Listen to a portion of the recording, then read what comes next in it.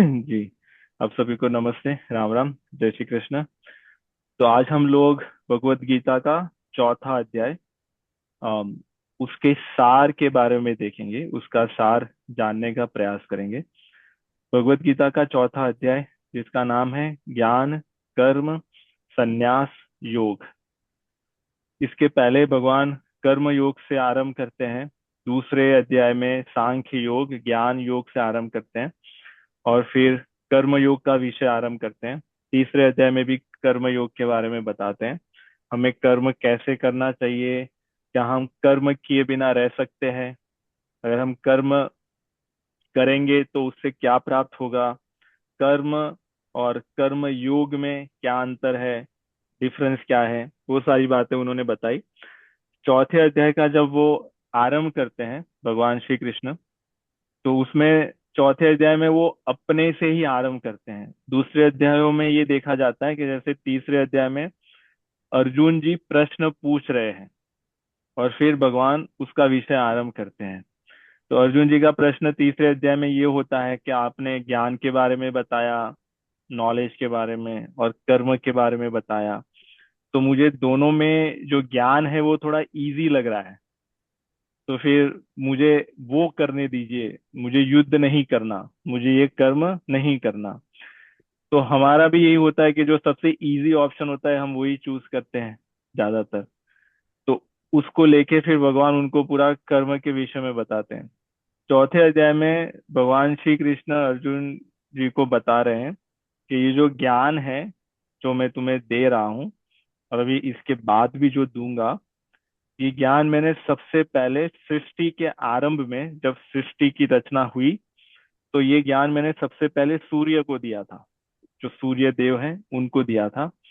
वो ज्ञान फिर सूर्य ने अपने पुत्र मनु को दिया, जिनको हम मनु, शत्रुपा। महाराज मनु शत्रुपा जी, हाँ। एकदम सही, उनको दिया। उसके बाद मनु जी ने वो ज्ञान अपने पुत्र इक्ष्वाकु को दिया, जिसके वंश में, इक्ष्वाकु कुल, इक्ष्वाकु वंश में श्री रामचंद्र भगवान आए। तो उस हाँ। पद्धति से ये ज्ञान मेरे से सूर्य, सूर्य से मनु, मनु से इक्ष्वाकु, और फिर इक्ष्वाकु के बाद जो और राजा हुए उनको ये ज्ञान दिया गया। पर ये फिर आते आते बीच में लुप्त हो गया। ये जो परंपरा चल रही थी ये लुप्त हो गई, इसलिए ये ज्ञान भी लुप्त हो गया। तो इस ज्ञान को मैं तुम्हें वापिस यहाँ पे कह रहा हूँ, जिसके माध्यम से ये ज्ञान फिर तुम्हारे माध्यम से और लोगों तक पहुंचेगा। इसलिए हमारे धर्म में, हमारी संस्कृति में ये प्रथा थी, वंश परंपरा, कुल परंपरा और गुरु परंपरा में यही होता था। केवल परंपरा में जो प्रॉपर्टी है वो ही नहीं देते थे, उसके साथ ज्ञान भी दे दिया जाता था। सबसे जो काम की चीज होती थी वो ज्ञान होता था। इसलिए जो दादा होते थे वो अपने पुत्र को और अपने पोत्रों को बताते थे, और फिर वैसे ही वो आगे चलता जाता था। तो वो सब सब कुछ ठीक चलता जाता था, पर बीच में कहीं इंटरप्शन, डिस्ट्रप्शन हो गया। इसलिए भगवान बार बार आते हैं और इस ज्ञान को पुनः प्रकाशित करते हैं। तो जब वो ज्ञान देना, ये उन्होंने जब ऐसा कहा, तो अर्जुन जी के मन में ये प्रश्न आया कि आपने मुझे कहा कि ये ज्ञान आपने सूर्य को दिया था, पर सूर्य तो बहुत ही पुरातन है, बहुत ही पुराने हैं, और आप की जो अवस्था है, एज है, वो उतनी नहीं है जितनी सूर्य की है। तो मुझे ये समझ में नहीं आ रहा कि आपने सूर्य को कैसे दिया होगा। ये उनका प्रश्न है। अर्जुन ये पूछ रहे हैं भगवान को कि आप में और मेरे में कोई अंतर नहीं है, मेरी जितनी एज है आप मेरे जितने ही हो, तो आप सूर्य के समय पे कैसे रहे होंगे। ये उनको डाउट हुआ, ये उनको संशय हुआ। उनके संशय का निराकरण करने के लिए भगवान अभी अपने बारे में बताते हैं। पहली बार भगवत गीता में चौथे अध्याय में भगवान अपने बारे में बताते हैं कि वो कौन है। तो वो अर्जुन को कहते हैं कि तुम्हारे भी इसके पहले बहुत सारे जन्म हो चुके हैं, और मेरे भी हो चुके हैं, पर तुम्हें उसमें से कुछ भी याद नहीं, मुझे सब कुछ याद है। तब वो वहां पे बताते हैं कि वो कैसे अवतार लेते हैं, क्यों अवतार लेते हैं, किसके लिए अवतार लेते हैं। अपने बारे में वो बता रहे हैं। तो यहाँ पे वो सबसे पहले कहते हैं, यदा यदा ही धर्मस्य ग्लानिर्भवति भारत, अभ्युत्थानम धर्मस्य तदात्मानं सुजाम्यहम्। तो वो वहां पे कह रहे हैं कि जब जब जब जब धर्म की हानि होती है और अधर्म बढ़ता है, तो धर्म की वृद्धि करने के लिए या धर्म को दोबारा वापिस स्थापित करने के लिए वो प्रकट होते हैं यहाँ पे। और हमारे शास्त्रों में जो आया है, भगवान का जन्म नहीं होता, भगवान का अवतार होता है। अवतार का अर्थ ये है कि वो अवतरित होते हैं। उसका अर्थ ये है कि वो कहीं ऊपर है, वहां से नीचे आते हैं, वो हुआ अवतार लेना। और जन्म जो होता है, जैसे जीवों का, मनुष्यों का, और जो दूसरे भी पशु प्राणी इत्यादि जो भी दिख रहे हैं हमें, पेड़ पौधे, उनका जन्म होता है। जन्म होता है कर्म के कारण, ना, कर्म को भुगतने के लिए जन्म दिया जाता है। पर भगवान कर्म को भुगतने के लिए नहीं आते, वो अवतार लेते हैं। किस लिए अवतार लेते हैं? धर्म की वृद्धि करने के लिए, धर्म को स्थापित करने के लिए वो अवतार लेते हैं। क्या तो यहाँ पे कह रहे हैं, यहाँ पे फिर ये प्रश्न आएगा कि वो कब लेते हैं। कह तो दिया कि वो लेते हैं अवतार, पर कब लेते हैं? तो यहाँ पे कह रहे हैं, यदा यदा, जब जब आवश्यकता होती है तब तब लेते हैं। उनका ऐसा कोई फिक्स टाइम टेबल या ऐसा स्केड्यूल नहीं है कि भगवान इतने दिन में, इस महीने में, इस जगह पे आ जाएंगे। जब जब उनकी जरूरत होती है, जब जब उनकी आवश्यकता पड़ती है, तब तब वो आते हैं। और ये हमारे पुराणों में, शास्त्रों में अगर हम देखेंगे तो हमें वो दिखने में आएगा। जैसे भागवत महापुराण में जब समुद्र मंथन का प्रसंग आता है, उस समय पे उसी प्रसंग में भगवान के कई अवतार होते हैं। तो समुद्र मंथन करने के लिए समुद्र है, उसको मथने के लिए मंदराचल पर्वत को लेके आते हैं। वो मंदराचल पर्वत बहुत भारी होता है, तो उसको उठाने के लिए भगवान अजित अवतार लेते हैं। तो भगवान का एक अवतार हो गया अजित अवतार। उसको लाके रखते हैं। तो जैसे रखते हैं और समुद्र मंथन आरंभ होता है, तो वो और नीचे चला जाता है। तो उसको नीचे सपोर्ट देने के लिए भगवान कश्यप अवतार लेते हैं, कछुआ बन जाते हैं भगवान। तो भगवान का कश्यप अवतार हो गया। तो भगवान अजित भी बने हैं, भगवान कश्यप भी बने हैं। और फिर उसको ऊपर से दबाने के लिए, मंदराचल को ऊपर से दबाने के लिए भगवान अपने हरि रूप में उसको ऊपर से दबाते हैं। तो यहाँ पे तीन अवतार हो गए। फिर समुद्र मंथन में से जब अमृत निकल के आता है, तो अमृत के लिए फिर देवता और दानव दो है वहां पे। तो दानव उसको लेके, जो असुर राक्षस होते हैं, वो उसको लेके भाग जाते हैं। तो फिर वो अमृत वापस लेने के लिए वो मोहिनी अवतार लेते हैं। तो उस प्रसंग में भगवान को 4 बार अवतार लेने की आवश्यकता पड़ी, तो उन्होंने 4 बार लिया। तो जितनी आवश्यकता जहां पे भी होती है, भगवान अवतार लेते हैं। यहाँ पे एक और ये प्रश्न आएगा कि धर्म, यदा यदा ही धर्मस्य ग्लानि, धर्म की ग्लानि, धर्म की हानि। तो फिर प्रश्न ये आएगा कि धर्म क्या है और अधर्म क्या है। क्योंकि जब धर्म की हानि होती है, जब धर्म कम होने लगता है, तभी अभ्युत्थानम अधर्मस्य, तभी अधर्म जो है वो बढ़ने लगता है। ना, धर्म और अधर्म दोनों साथ साथ होते हैं, या दो इस सृष्टि में होते हैं। जैसे देवता और दानव दोनों होते हैं, असुर और अच्छे लोग, साधु संत। तो सृष्टि में दोनों लोग हैं। पर जब धर्म कम होने लगता है और अधर्म बढ़ने लगता है, तब भगवान आते हैं। यहाँ पे ये प्रश्न आएगा कि तो फिर धर्म क्या है। हमने ये धर्म शब्द का बहुत उपयोग करते हैं, हम अपने आप को हिंदू धर्मी कहते हैं, और इत्यादि इत्यादि। बहुत सारे अलग अलग धर्म की बातें हम सुनते हैं। तो यहाँ पे धर्म का अर्थ कोई रिलीजन नहीं है, वो नहीं। वो धर्म का अर्थ जो रिलीजन इंग्लिश में लिया गया है, वो उसका अर्थ वो नहीं है। तो धर्म ये है, जैसे हम कहते हैं कि पिता का धर्म, पुत्र का धर्म, पत्नी का धर्म, पति का धर्म। हाँ? पेड़ का क्या धर्म है, अग्नि का क्या धर्म है, जल का क्या धर्म है। धर्म का अर्थ है जिसका सहज स्वभाव। ये एक सहज नियम है जिसके कारण ये पूरी सृष्टि चलती है। जैसे अग्नि का स्वभाव है गर्म करना, तो वो गर्म करती है। जलाना, तो वो जलाती है। प्रकाश देना, तो वो अग्नि लाइट देती है, प्रकाश देती है। ऐसे सूर्य का धर्म है प्रकाश देना, और पेड़ पौधों को जो खुराक की आवश्यकता है वो देना, तो वो करता है। जल का धर्म है प्यास बुझाना, तो अपने धर्म का पालन करता है। ऐसे पूरी सृष्टि धर्म के आधार पे चलती है। सृष्टि के कण कण में धर्म है, उसी के कारण ये सब चल रहा है ना। पूरा सब कुछ ऑटोमेटिक चल रहा है।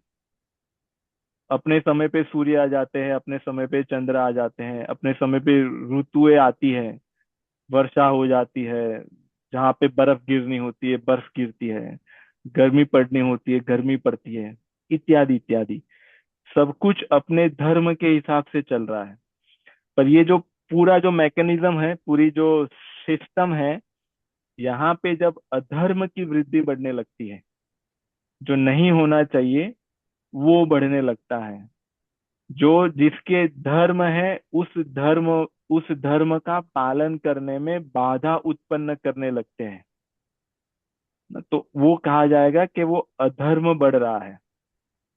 तो अधर्म को कम करने के लिए और धर्म को फिर से स्थापित करने के लिए, क्योंकि धर्म कभी लुप्त नहीं होता, वो कभी जीरो नहीं होगा, वो कभी शून्य नहीं होगा। है ना? अगर हम देखें, लंका में सभी राक्षस थे। रावण की लंका में सभी राक्षस थे, असुर थे। पर वहां पे भी विभीषण थे, है ना। वहां पे भी एक अच्छा मनुष्य था, एक अच्छे साधु संत पुरुष थे। तो उस पूरी अधर्म की नगरी में जहाँ पे सबको अधर्म का पालन कर रहा है, अधर्म का अर्थ ये दूसरा ये ले सकते हैं, जो नहीं करना चाहिए वो करना, वो अधर्म है। जैसे जल का धर्म है प्यास बुझाना, पर अगर जल ये करने लगे कि प्यास को और बढ़ाए, लोगों को जलाए, है ना, तो वो क्या हुआ, जल अधर्म का पालन कर रहा है। तो ऐसे ही जब लंका में सभी लोग अधर्म का पालन कर रहे हैं, जो नहीं करना चाहिए वो करते थे, हिंसा करते थे, और जो अच्छे लोग होते थे उनको उनका भक्षण कर लेते थे पूरे के पूरे, ना, इत्यादि बहुत सारी चीजें। जो अगर आप रामचरितमानस या रामायण पढ़ोगे तो उसमें, अगर आपने पढ़ी होगी तो उसमें से आपको पता चलेगा। तो जो नहीं करना चाहिए, जो हमारा धर्म नहीं है, उससे विपरीत जो पालन करते हैं वो अधर्म हुआ। पर उस अधर्म की नगरी में भी एक विभीषण है जो धर्म पे चलते हैं। तो लंका में भी धर्म शून्य नहीं हुआ, जीरो नहीं हुआ। विभीषण जी ने अपना धर्म बचाए रखा, है ना। जी सपन जी, कुछ पूछ रहे हैं आप। हाँ, तो जानकी जी, एक प्रश्न होता है, मतलब जैसे आपने समझाया कि प्रकृति के बारे में, जो प्रकृति अपना धर्म करती है तो चीज़ें सही से चल रही है। पर जब हम अपने बारे में देखें तो मुझे तो नहीं लगता कि मैं अपने सारे धर्मों का पालन कर रहा हूँ, अपने कुछ धर्मों से विमुख भी हो रहा हूँ, मुझे ऐसा लगता है कभी कभी। तो इसमें हमारी गति क्या होती है? तो उसमें हमारी गति क्या होती है, हम्म। मतलब हमें क्या फल मिलेगा। हाँ मतलब हम कैसे देखेंगे उसको, ये चीज को, जो अधर्म, अधर्म तो हो ही रहा है, पर हम धर्म का पालन नहीं कर रहे कभी कभी। जी। तो जैसे कैसे पता चलेगा कि हम गलती से या जानबूझ के अधर्म का पालन कर रहे हैं और धर्म का पालन नहीं हो पा रहा? जो शास्त्रों में कहा गया है, अधर्म का जो फल है वो है अशांति। ना, क्योंकि अधर्म से पाप होता है। पाप, अगर आप धर्म के मार्ग पे चलोगे तो पाप नहीं होगा। पाप होगा अधर्म के मार्ग पे चलने से। वो आप जानबूझ के करें या अनजाने में करें, अधर्म से पाप होगा। पाप का फल क्या है? अशांति। हमारे पास सब कुछ होगा, खाने पीने के लिए है, पहनने घूमने के लिए है, बहुत बड़े बड़े घर है, गाड़ी है, बहुत पैसे है, हमारा नाम है, लोग हमें जानते हैं, ये सब कुछ होते हुए भी मन में अशांति होना, चिंताएं रहना, भय लगना, ना, भय उस बात का लगना कि कल क्या होगा, पता नहीं, इत्यादि। तो ये क्या बता रहा है? इसका अर्थ यह है कि पाप है। पाप हो रहा है, इसका अर्थ है कि हम अधर्म पे चल रहे हैं। ठीक। बिना अधर्म का मार्ग पे चले पाप नहीं हो सकता। लंका में सब लोग पाप कर रहे थे, विभीषण जी नहीं कर रहे थे, है ना, क्योंकि विभीषण जी ने धर्म का आधार लिया था। तो आज के समय पे हम देखेंगे, इसको बहुत अच्छे से देख सकते हैं, हम आसपास में देखें, अपने जीवन में देखें, हमारे पास सब कुछ है। जो 95% लोग, 99% लोग जिसकी आशा कामना करते हैं, वो हमारे पास सब कुछ है, वस्तुएं, ना, सब कुछ है। पर मन में शांति नहीं है जितनी होनी चाहिए, है ना, चिंताएं बढ़ रही है, अशांति बढ़ रही है, भय बढ़ रहा है, डर बढ़ रहा है, हमारे लिए बढ़ रहा है, हमारे फैमिली के लिए बढ़ रहा है, पर भय बढ़ रहा है। इसका अर्थ यही है कि हम लोग धर्म के मार्ग से भटक गए हैं। ना, ये तो हम, अगर किसी को धर्म अधर्म ना भी पता हो, तभी भी शांति है या अशांति है, चिंता है या निश्चिंतता है, भय है या निर्भयता है, ये तो हम देख सकते हैं। तो उसका यही, इसी कारण ये हो रहा है। ठीक है, अगर आपका प्रश्न ये हो तो हमें कैसे पता चलेगा कि हमारा धर्म क्या है, ना, तो यही धर्म को कौन बताएगा? हमारे शास्त्र बताते हैं। तस्मा शास्त्रम प्रमाणन्ते कार्य अकार्यो व्यवस्थितो। कार्य क्या करना चाहिए, अकार्य क्या नहीं करना चाहिए, यही धर्म है। नहीं, जैसे पिता का धर्म है कि बच्चों को अच्छे संस्कार देना, तो उसका तो पालन कर रहे हैं। पर पिता का धर्म ये भी है कि बच्चों को गलत चीजों से बचाना, गलत टीवी शो से बचाना, गलत वस्तुएं खाने में ना देना, है ना, जिससे वो एडिक्ट हो जाए, गलत जगह पे ना ले जाना, वो वो भी धर्म है। पर ये देखने में आता है कि हम उनको अच्छी वस्तुएं तो दे रहे हैं, साथ साथ में गलत वस्तुएं भी दे रहे हैं, ना, तो ये फिर धर्म का पालन नहीं हुआ, है ना, ये हुआ हम धर्म से भटक गए। तो ये शास्त्र बताते हैं, तस्मात् शास्त्रम प्रमाणन्ते, जो प्रमाण है वो हमारे शास्त्र है। उससे पता चलेगा कि क्या करना चाहिए, क्या नहीं करना चाहिए। तो वही वही शास्त्र का आधार लेके गुरु परंपरा चल रही थी पहले, और अभी भी कुछ जगह पे चल रही है, वंश परंपरा, कुल परंपरा। कि उसमें जो हमारे वंश में, कुल में, परिवार में जो ज्ञान देते थे, वो शास्त्र के आधार पे देते थे, है ना। पहले जब टीवी इतना नहीं था, तब शाम में भोजन के बाद लोग क्या करते थे? रामायण पढ़ते थे, भगवत गीता पढ़ते थे, महाभारत पढ़ते थे, भागवत महापुराण पढ़ते थे, हमारे और भी पुराण है वो सारे पढ़ते थे। तो पढ़ते थे मतलब लोग सुनते भी थे, उनके घर में 3 4 लोग हैं, वो सारा सुनते थे, और सुन सुन के उनको पता चल जाता था कि ये करना चाहिए, ये नहीं करना चाहिए। वो धर्म सीखने के लिए कोई स्कूल में नहीं जाते थे या कोई कोर्स अटेंड नहीं करने जाते थे, है ना। वो घर में रहते रहते बहुत ही इजीली, बहुत ही सहजता से धर्म के बारे में जान लेते थे। इसलिए आज भी जैसे अगर आप गांव में जाएंगे, वहां के लोग इतने हमारे जैसे शायद इतने पढ़े लिखे ना भी हो, इतनी डिग्रियां उनके पास ना भी हो, तभी उनमें कॉमन सेंस रहता है। यही कॉमन सेंस जो है वो धर्म है। उनको ये पता होता है कि ये नहीं करना चाहिए, ये नहीं खाना चाहिए, ये खाना चाहिए, ये करना चाहिए। तो वो शास्त्रों से आता है।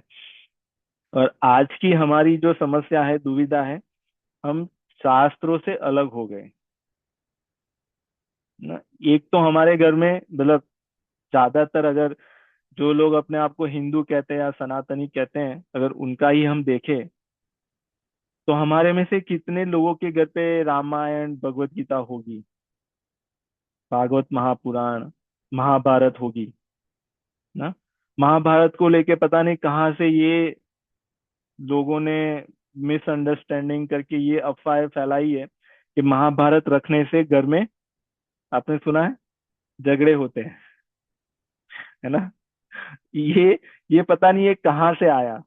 और जिनके घर पे नहीं है महाभारत, क्या उनका घर स्वर्ग हो गया, है ना। ये भी हमने सोचना चाहिए। तो महाभारत अगर घर में हो, अगर पढ़े ना, तो उससे घर के झगड़े कम होंगे, परिवार के झगड़े कम होंगे। तो इसलिए लोग घर में महाभारत नहीं रखते। और उससे भी आगे लोग ये भी कहने लगे अभी तो कि भगवत गीता भी महाभारत का भाग है, इसलिए अभी भगवत गीता भी नहीं रखते, क्योंकि वो रखने से घर में कलह होगा, झगड़े होंगे, है ना। तो ये सारी चीजें हैं। तो भगवत गीता नहीं रखेंगे, पर टेलीविजन में 100 चैनल्स होगी, है ना। वहां पे उससे क्या शांति आ रही है? जो हम देख रहे हैं वो टीवी सीरियल्स और जो मूवीज जहाँ पे वायलेंस है, और कौन सी भाषा का प्रयोग कर रहे हैं, कैसे गाने हैं, क्या वो देखने से शांति आ रही है ना? तो यही यही बताता है कि हम अपने शास्त्रों से, अपने ज्ञान से भटक गए। इसलिए हमारे जीवन में भी सूक्ष्मता से अधर्म अपना पांव पसार रहा है, धीरे धीरे धीरे आ रहा है ना। ऐसा नहीं दिखेगा हमारे जीवन में कि हम गए तलवार लेके और किसी को काट दिया, या हमने हिंसा की। वैसा अधर्म कोई नहीं कर रहा, है ना सपन जी। ऐसा अधर्म कोई नहीं कर रहा। पर ये छोटे छोटे जो अधर्म होते हैं वो हमसे हो रहे हैं, और वहां पे हमारा ध्यान नहीं जा रहा। ठीक है, यही प्रश्न था आपका। इस पे और कुछ? ठीक है जी, कोई पूछ रहा है कुछ? हिमा जी, आपने अनम्यूट किया, आपको प्रश्न है क्या?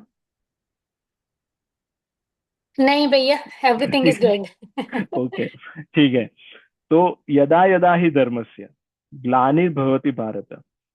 अभी इसके बाद तो फिर भगवान, एक तो यहाँ पे उन्होंने बता दिया कि वो अवतार का कारण क्या है। दूसरा, जब आते हैं तो क्या करते हैं ना। तो इसके बाद का जो श्लोक है, परित्राणाय साधूनाम विनाशाय च दुष्कृताम धर्म संस्थापनार्थाय संभवामि युगे युगे। वहां पे भी कह रहे हैं कि धर्म की स्थापना करने के लिए। पर सबसे पहले कहा परित्राणाय साधु नाम। तो क्यों, किसके लिए आते हैं? साधुओं के लिए ना? और आके क्या करते हैं? साधुओं का परित्राण करते हैं। परित्राण का अर्थ क्या है? उनके जीवन में जो संकट है, उनके जीवन में जो दुख है, उसका निराकरण करते हैं, वो हर लेते हैं। जैसे हम जो लंका का ही उदाहरण ले रहे थे, लंका का जो एग्जाम्पल ले रहे थे, उसमें अगर देखे, हनुमान जी लंका में गए, ठीक है ना। ये हमने रामायण में देखा, पढ़ा, सुना होगा। क्यों गए? हम कहेंगे कि सीता जी की खोज करने के लिए। सीता जी का हरण हो गया है, तो उनको ढूंढने के लिए गए ना। पर क्या भगवान को नहीं पता कि सीता जी लंका में है?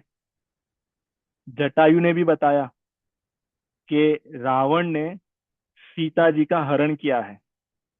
सबको पता है कि रावण लंका में रहता है, जटायु को भी पता था। फिर जो सुग्रीव और जो वानर है, जब वो विमान से जा रहा था तब सीता जी ने अपने जो जो अपने अ, जेवरात थे, है ना, वो सब वहां पे डाल दिए। तो उन्होंने भी देखा कि किसी ने यहाँ पे डाला और उस दिशा में गया है। फिर संपाति ने भी बताया, जो जटायु का भाई था, वो वहां पे बैठे बैठे उसने तो वहां तक बता दिया कि लंका में इस अशोक वन में इस अशोक वृक्ष के नीचे वो है। तो सबको पता है कि वहां पे ही है। तो फिर हनुमान जी गए क्यों? है ना, केवल सीता जी की खोज करने के लिए नहीं, वो विभीषण जी के लिए गए, क्योंकि पूरे लंका में विभीषण ही थे जो धर्म पे चल रहे थे। भगवान ने लंका में और रावण के विरुद्ध जो युद्ध किया, उसका केवल कारण ये नहीं था कि सीता जी को वापस लाना था। वो तो भगवान की शक्ति है, वो तो जगत जननी है, वो तो ऐसे भी आ जाती ना, उनमें इतनी शक्ति है कि वो रावण को भस्म कर सकते थे। पर विभीषण जी का उद्धार करने के लिए केवल एक जो व्यक्ति है वहां पे, जो साधु पुरुष है, उनका परित्राण करने के लिए वो युद्ध हुआ। तो परित्राणाय साधु नाम। और जब साधुओं का उद्धार करना होता है, उनके जीवन के दुख को निकालना होता है, तब विनाशाय च दुष्कृताम, जो दुष्ट लोग हैं, जो असुर है, जो राक्षस है, उनका नाश करते हैं। तो यहाँ पे देखे, क्या वो राक्षसों को मारने के लिए आते हैं या साधुओं का उद्धार करने के लिए आते हैं?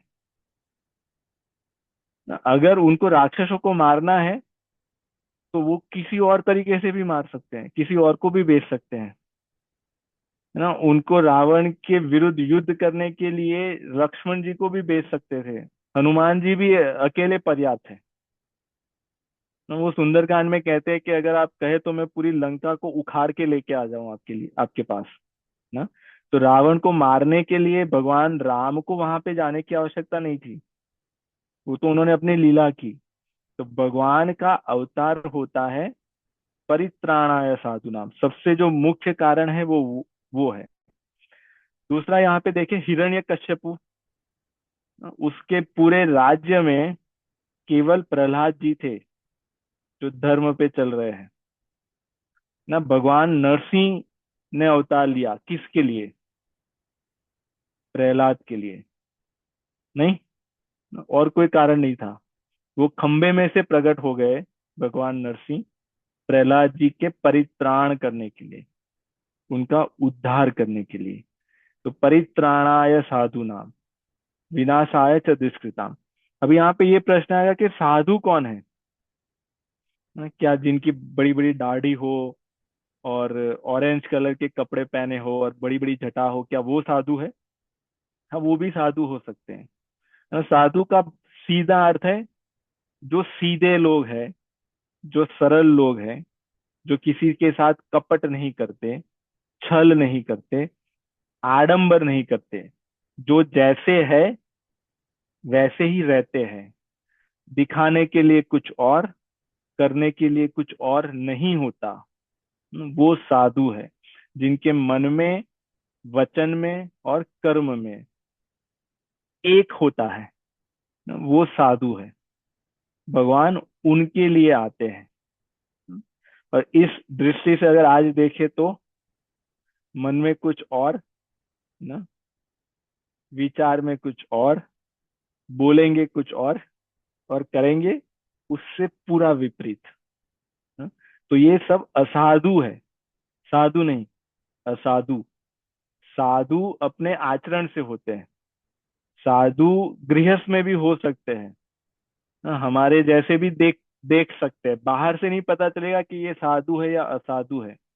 उनके आचरण से, उनके विचारों से, उनके कर्मों से पता चलेगा ना? क्योंकि जब विभीषण जी को देखे, क्या विभीषण जी ने वो गेरुआ या भगवा पहना था ना? क्या उनकी बड़ी बड़ी जटाएं या बड़ी बड़ी दाढ़ी थी?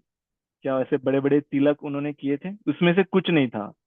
उन्होंने वैसे ही कपड़े पहने थे जैसे ही कपड़े रावण पहनता है और वो रावण के भाई है तो देखने में भी रावण जैसे ही लगते होंगे वो, ना। पर भगवान ने बाहर का नहीं, उनका अंदर का देख लिया कि ये साधु है।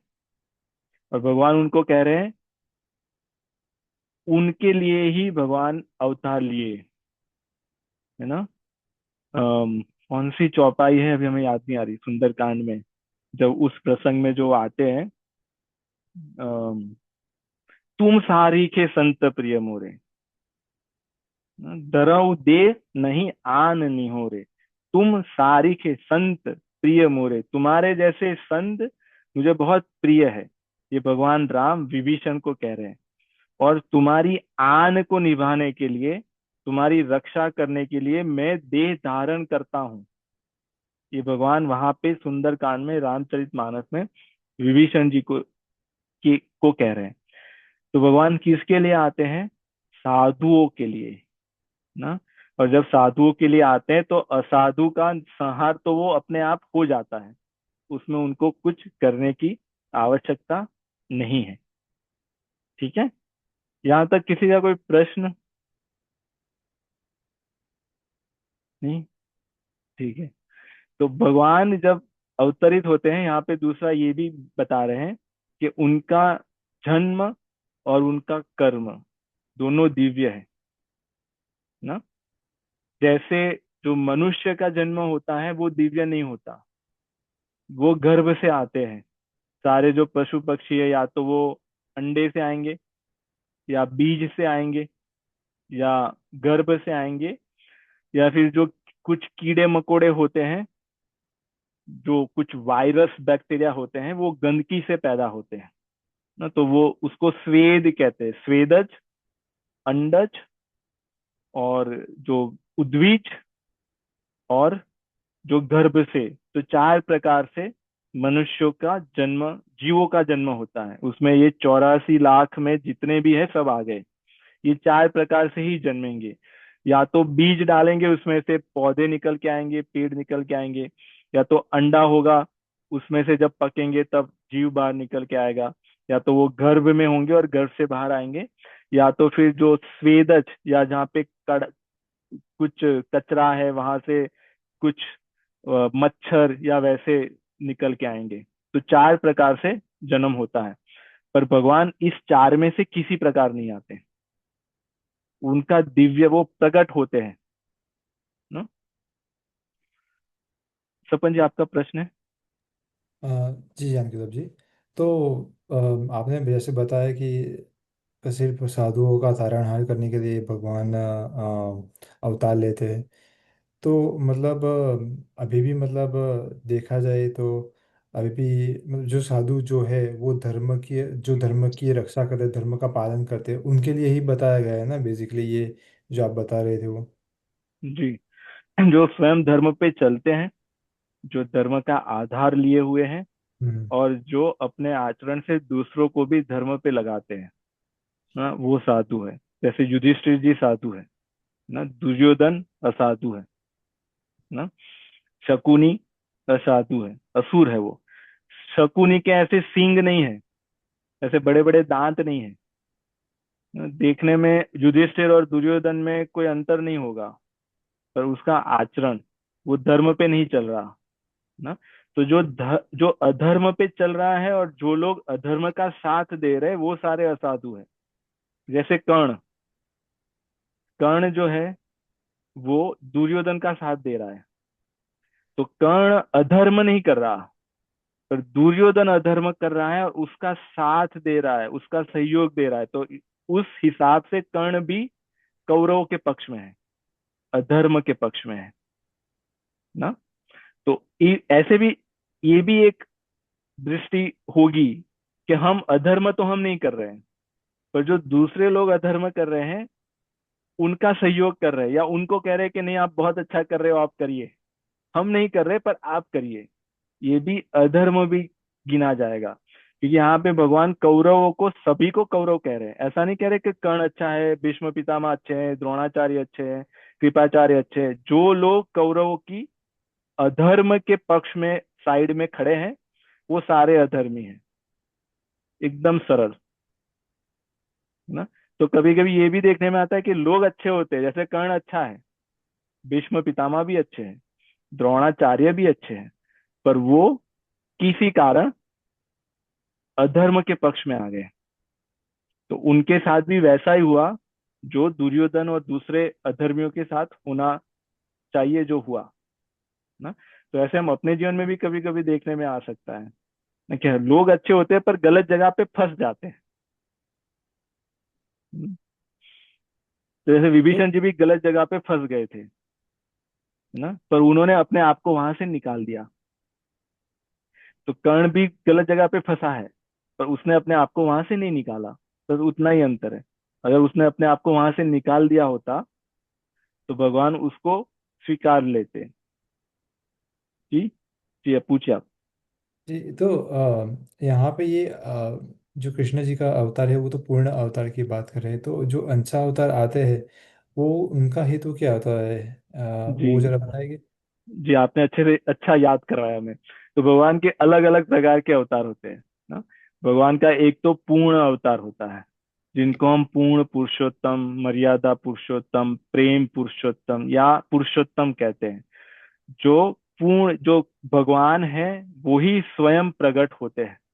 जैसे श्री रामचंद्र, भगवान कृष्ण, ये भगवान के पूर्ण अवतार हैं। ऐसे भगवान के अंश अवतार होते हैं। भगवान के अंश में से वो प्रकट होते हैं कुछ क्रिया करने के लिए, उनका कुछ कार्य होता है ना। तो अंशावतार हो गए, भगवान साधुओं के रूप में, संत के रूप में अवतारित होते हैं। भगवान के कला अवतार होते हैं। जैसे हम शंकराचार्य जी जो हुए, श्रीमद अध्याय राम शंकराचार्य जी, रामचंद्र, अपने रामानंदाचार्य जी, माधवाचार्य जी, है ना, वल्लभाचार्य जी, ये जितने भी आचार्य हुए, ये भगवान के अंशा अवतार है, कला अवतार है। भगवान की जो वस्तुएं होती है, जैसे भगवान की बांसुरी है, भगवान के धनुष बाण है, भगवान का चक्र है ना, ये निर्जीव नहीं है, ये भी सजीव है, ये चिदानंद होता है ये। तो इसलिए भगवान की इच्छा के हिसाब से चक्र, उनका सुदर्शन चक्र जाता है आता है। तो इनके भी अवतार होते हैं। तो जैसे भगवान के सुदर्शन चक्र ने अवतार लिया, भगवान की जो बांसुरी है, उन्होंने, जो व्रज में कोई संत हो गए उनके रूप में वो अवतरित हुए। तो ये भगवान के अलग अलग अवतार हैं जो अलग अलग कार्य करने के लिए आते हैं। जैसे भगवान नरसिंह के रूप में अवतरित हुए, केवल उतना ही करने के लिए, हिरण्यकश्यप को मारा और फिर चले गए, उतने समय के लिए ही रहे।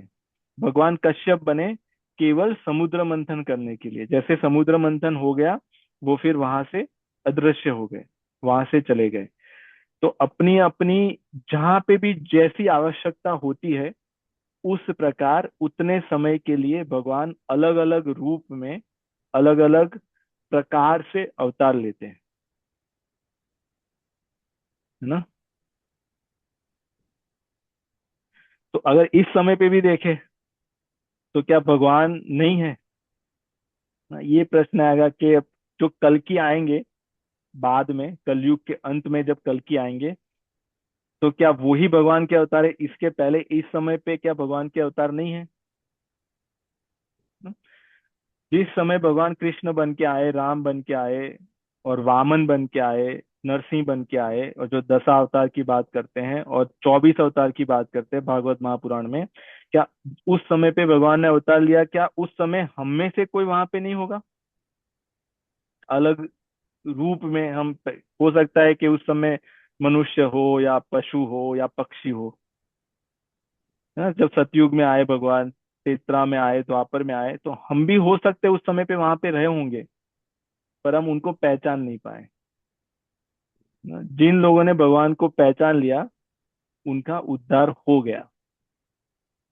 दुर्योधन को भी भगवान के दर्शन हो रहे हैं, क्या वो भगवान को जान पाया?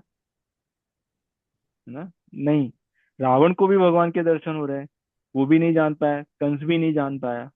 तो है तो सही वहां पे, पर वो भगवान को पहचान नहीं पाए। क्यों? क्योंकि वो साधु नहीं है। जो सरल होते हैं, निर्मल मन जन सो मोहि पावा, जिनका मन निर्मल होता है, जिनका मन शुद्ध होता है, वही मुझे पा सकते हैं। मोहि कपट छल छिद्र न भावा, मुझे कपट, छल, छिद्र इत्यादि मुझे अच्छा नहीं लगता। तो जो साधु पुरुष होते हैं वही भगवान को पहचान पाते हैं। नहीं तो जब भगवान आते हैं तो ऐसा ही नहीं कि हमने जैसी मूर्ति देखी है वो उसी रूप में आएंगे, है ना। वो बहुत ही छलिया है, वो कोई भी रूप ले सकते हैं, किसी भी रूप में आ सकते हैं, कभी भी आ सकते हैं ना। पर जो साधु होता है वो उनको पहचान लेता है कि हाँ आप वही हो। तो आज भी भगवान है सृष्टि में, किसी संत के रूप में होंगे, किसी साधु के रूप में होंगे, किसी गुरु के रूप में होंगे। जो चूक हो रही है, जो कमी हो रही है, वो हमारी ओर से हो रही है कि हम उनको नहीं पहचान पा रहे हैं ना। जो महाराष्ट्र में पुंडरीक जी थे, है ना, उन्होंने माता पिता में भगवान को पा लिया। तो उसके लिए जो विट्ठल आए, भगवान विट्ठल आए ना, वो वहां पे ही स्थापित हो गए, ईंट पे ही स्थापित हो गए। तो भगवान तो अंशा अवतार में तो सब जगह पे विराजमान है, पर हम उनको नहीं पहचान पा रहे हैं।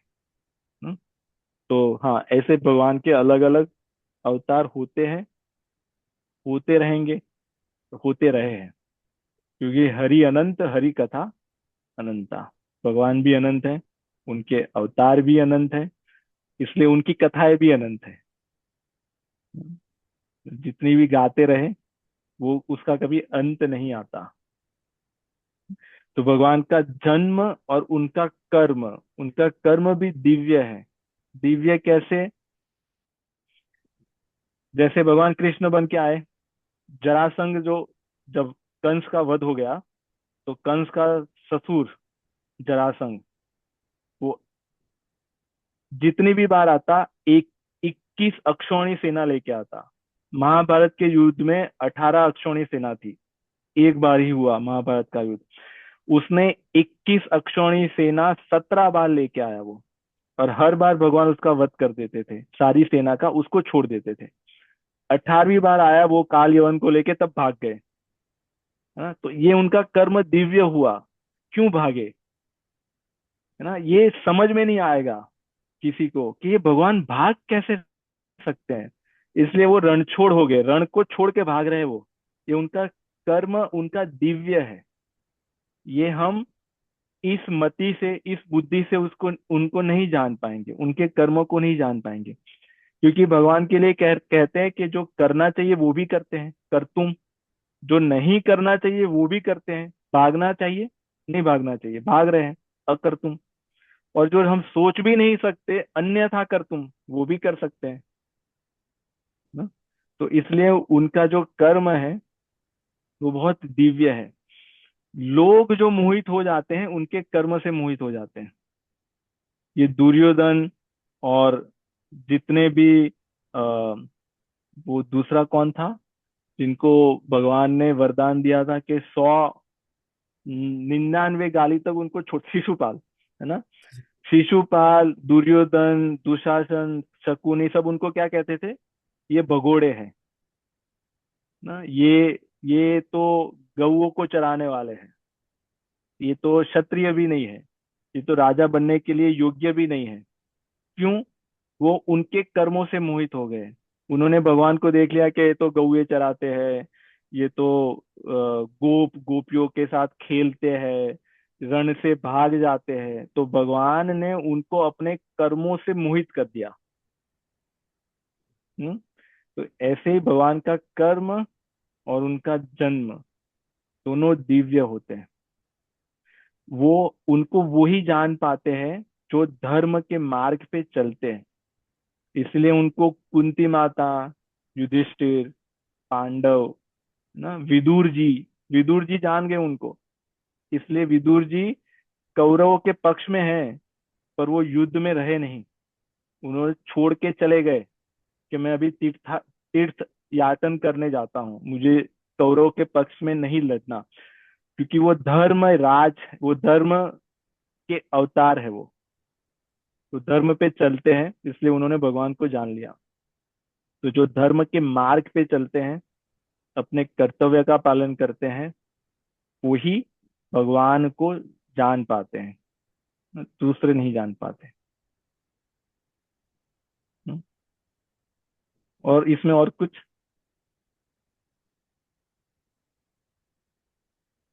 तो हमारा फिर क्या है इसमें? हमारा जन्म दिव्य नहीं हुआ, क्योंकि हम तो जो दूसरे मनुष्य है वैसा ही हमारा जन्म हुआ, है ना। हाँ, भगवान का जन्म जैसे भगवान जेल में आ रहे हैं ना, चतुर्भुज में आए वो। पहले उन्होंने देवकी जी और वसुदेव जी को अपने चतुर्भुज में दर्शन दिए। फिर जब उन्होंने कहा कि भाई इतने नहीं, आप थोड़े छोटे हो जाइए, तो छोटे हो गए। फिर कहा कि आप अभी, आपको रोना पड़ेगा, क्योंकि जब शिशु आता है, बच्चा आता है तो रोता है। तो तब फिर भगवान छोटे हो गए ना। ऐसे ही जब राम बन के आए, तभी भी भगवान की यही लीला थी। इसलिए उनका जो जन्म है वो भी दिव्य है। और कर्म की तो हमने चर्चा की। तो हमारा जन्म दिव्य नहीं हो सकता, कर्म हमारा दिव्य हो सकता है, मनुष्यों का, अगर हम चाहे तो। हम दिव्य कर्म करके भगवान को प्राप्त कर सकते हैं या भगवान का अनुभव कर सकते हैं। और हमारा दिव्य कर्म कैसे होगा? जब हम धर्म के मार्ग पे चल के अपने कर्म को शुद्ध करेंगे। क्योंकि कर्म तो सब कर ही रहे हैं, पर कर्म को शुद्ध करने की बात कर रहे हैं। जो अध्याय है वो है कर्म योग। मतलब जो भी हम कर्म कर रहे हैं, वो कर्म करने के बाद हम उसको, उसके फल को भगवान को समर्पित करते हैं। हम उस भाव से कर रहे हैं कि हम आपके लिए कर रहे हैं। युधिष्ठिर का भाव ये नहीं था कि वो युद्ध अपने लिए कर रहे हैं, वो युद्ध हस्तिनापुर को पाने के लिए कर रहे हैं। उनका भाव था, ये युद्ध इसलिए कर रहे हैं क्योंकि भगवान ने कहा है। ये युद्ध हम भगवान के लिए कर रहे हैं। तो जैसे वो कुरुक्षेत्र का युद्ध का मैदान है, ऐसे हमारे घर का भी युद्ध का मैदान है ना, वो उससे कम नहीं है ना। उसमें भी बहुत सारी चीजें सुबह से लेके शाम तक चलती रहती है, ये करो वो करो, उसमें कोई रूठ जाता है, उनको मनाना पड़ता है, बहुत सारी चीजें होती है ना। गेस्ट आते हैं और परिवार के और लोग आते हैं, बहुत सारी नोक जोंक इत्यादि, बहुत सब कुछ होता है। तो वो भी हमारे कुरुक्षेत्र का युद्ध का मैदान है। उसमें भी हमारा भाव ये हो कि हम ये जो भी कर रहे हैं, केवल हम भगवान आपके लिए कर रहे हैं, और वो सारा भाव समर्पित उनको करें। तब फिर वो कर्म हमारा शुद्ध होगा, तब फिर वो हमारा कर्म योग होगा। जैसे बच्चों का पालन पोषण कर रहे हैं भगवान के लिए ना, जो भोजन बनाया भगवान के लिए। ऐसा नहीं कि बच्चों का पालन पोषण हम भगवान के लिए करेंगे तो भगवान आके ले जाएंगे, नहीं। क्योंकि ये सृष्टि, ये पूरी जो दुनिया है वो भगवान ने बनाई है। तो हम बच्चों को अच्छा संस्कार देंगे, तो इस सृष्टि में वो कुछ अच्छा कंट्रीब्यूट करेंगे, अच्छे सिटीजन बनेंगे। They will be a good citizen, है ना। सर्व करेंगे सोसाइटी को, समाज की सेवा करेंगे। तो ये समाज की जो सेवा हुई वो भी भगवान की ही सेवा है, क्योंकि समाज किसका है? भगवान का ना। तो अगर इस भाव से बच्चों का पालन पोषण हो रहा है, तो ये कर्म योग हो रहा है, ठीक।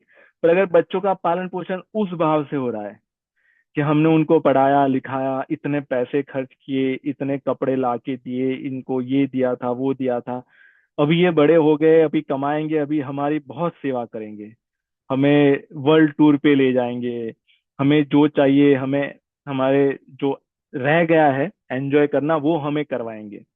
तो ये कर्म योग नहीं हुआ, ये स्वार्थ वाला कर्म हुआ। क्योंकि हम बच्चों को पहले दिन से इसीलिए बड़े कर रहे हैं, क्योंकि वो बड़े होके हमारी सेवा करेंगे ना। तो ये जो हुआ, ये कर्म बांधने वाला हुआ, ये कर्म बंधन हुआ। पर जब उस भाव से होगा कि ये बच्चे जो है, हमें माध्यम बना के भगवान ने हमें ये बच्चे दिए हैं, तो हम केवल माध्यम है, we are just a media. हम बच्चों को अच्छा संस्कार देंगे, अच्छी वैल्यूज देंगे, जिससे फिर वो समाज में कुछ अच्छा करे, कुछ अच्छा परिवर्तन लाए, दुनिया को अच्छी जगह बनाए इत्यादि। अगर ये भाव है तो फिर ये कर्म योग हो गया। तो हम इस प्रकार से हमारे सभी कर्मों को दिव्य बना सकते हैं जब हम इस भाव से करेंगे। भोजन बना रहे हैं और भगवान को हमने भोजन धराया, ऐसा नहीं कि भगवान सब खा जाएंगे, है ना, उसमें से जितना होगा उतना ही बचा रहेगा, उसमें से वो भाव निकाल लेंगे और उससे हमारा भाव शुद्ध हो रहा है, हमारे चित्त की शुद्धि हो रही है, हमारा मन निर्मल हो रहा है। तो इस प्रकार से हम अपने कर्मों को शुद्ध कर रहे हैं। कर्मों को शुद्ध करने से क्या होगा, हमारा भाव शुद्ध होगा, उससे क्या होगा, हमारी जो दृष्टि है, जो दृष्टि युधिष्ठिर और अर्जुन के पास है वैसी दृष्टि आएगी, तब फिर हम भगवान को पहचान पाएंगे ना, कि हाँ इनके रूप में भी भगवान आए, हमारे हमारे घर में माता पिता है तो उनके रूप में भी भगवान आए, बच्चों के रूप में भी भगवान है, हमारे मित्रों के रूप में भी भगवान है ना। तो फिर हमारी दृष्टि बदल जाएगी। रहेंगे ऐसे ही कपड़े पहनेंगे, हो सकता है ऐसा ही भोजन करते रहे, ऐसे ही घर में रहे, पर हमारी जो देखने की जो दृष्टि है वो फिर बदल जाएगी। हम्म, ठीक है सपन जी।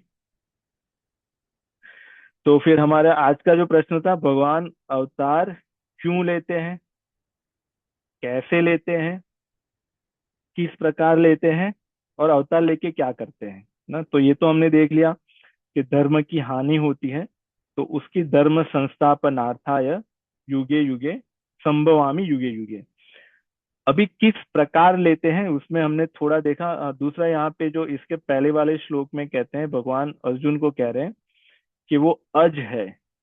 अज का अर्थ है जिसका जन्म नहीं होता ना। जन्म उनका होता है जिनकी मृत्यु होती है, जो मर गए हैं वही जन्मते हैं, पर भगवान कभी मरते नहीं है, इसलिए कभी जन्मते नहीं है, तो वो अज है। अज होते हुए भी, अजन्मा होते हुए भी वो अपनी योग माया को नियंत्रित करके अवतरित होते हैं, है ना। अपनी योग माया को अधीन करके वो नियंत्रण में रख के अवतरित होते हैं।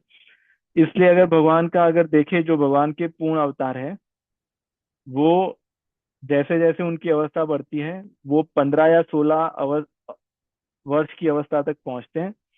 उसके बाद भगवान बूढ़े नहीं होते, है ना। उनको दाढ़ी मूछें नहीं आती, उनके बाल सफेद नहीं होते, है ना, क्योंकि वो अपनी माया को स्वयं नियंत्रण में रखते हैं। और इसलिए जब वो यहाँ से जाते हैं तो वो उनके शरीर को अग्नि संस्कार या इत्यादि करने की आवश्यकता नहीं होती, ये शरीर लेके ही वो चले जाते हैं। तो ये भी उनका दिव्य कर्म है, दिव्य अवतार है। और जो मनुष्य का है वो सब अलग है हमारा। हम बूढ़े होते हैं, बाल श्वेत होते हैं, रोग होते हैं, भगवान को रोग नहीं होते, भगवान को बुखार नहीं आता, है ना, जैसे राम और कृष्ण के रूप में जो आए उनको नहीं आता। वो वैसे के वैसे ही रहेंगे, जितने भी 125 वर्ष तक रहे भगवान श्री कृष्ण, पर उनका शरीर जैसे 15-16 वर्ष में था वैसा का वैसा ही रहा। भगवान राम के लिए कहा जाता है कि वो 11,000 वर्ष तक रहे, तभी भी वैसे के वैसे ही रहे जितने वो 15-16 वर्ष की अवस्था के थे। हाँ? इससे भी हमें पता चलता है कि वास्तव में कौन भगवान है। जैसे आजकल बहुत सारे भगवान बन गए हैं, नए नए भगवान लॉन्च होते हैं, है ना। तो इससे हमें पता चल सकता है कि ये सही में भगवान है या फिर ये कोई फ्रॉड या कपट कर रहा है। तो ये सारे लक्षण हैं जो हमारे शास्त्र में कहे जाते हैं, जिससे हमें ये पता चलता है कि हाँ, नहीं, हम किसी से मोहित ना हो जाए, कोई गलत दिशा में ना चले जाए। ठीक। और यहाँ तक कुछ किसी का कोई प्रश्न? तो भगवान क्यों आते हैं, कैसे आते हैं, किसके लिए अवतार धारण करते हैं, और क्या करते हैं?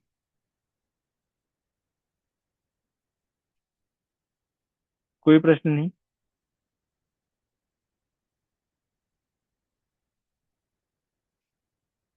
ठीक है, अगर कोई प्रश्न नहीं है तो फिर हम यहाँ पे रैप अप करेंगे। पर समरी में चौथा अध्याय ज्ञान कर्म संन्यास योग, और आरंभ में भगवान अपने बारे में बताते हैं। उसके बाद इसी अध्याय में भगवान बताते हैं कि ज्ञान को कैसे अर्जित किया जाता है, ज्ञान को कैसे प्राप्त करते हैं। तो कहते हैं श्रद्धावान लभते ज्ञानम।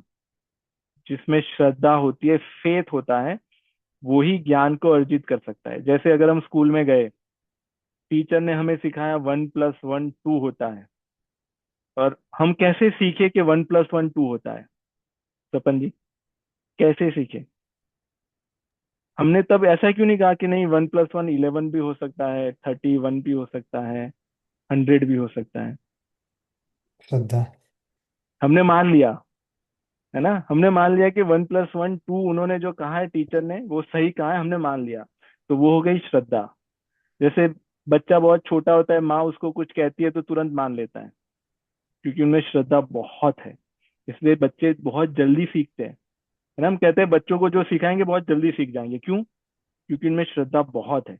इसलिए कोई भी लैंग्वेज जल्दी सीख जाएंगे, कोई भी एक्टिविटी जो भी कराएंगे बहुत कुछ जल्दी सीख जाएंगे, क्योंकि श्रद्धा का प्रमाण बहुत है उनमें। श्रद्धावान लभते ज्ञानम।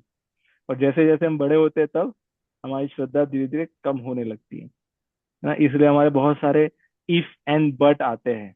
ऐसा क्यों, ऐसा क्यों नहीं, ये तो नहीं हो सकता, मुझे नहीं लगता, I don't think so, I I really don't think that this would happen, ना।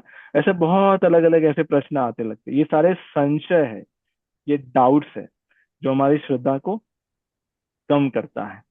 तो श्रद्धावान लभते ज्ञानम। अभी ज्ञान कहाँ से मिलेगा? श्रद्धा तो है, पर ज्ञान कहाँ से मिलेगा? त्वद्विद्धि प्रणिपातेन परिप्रश्नेन सेवया।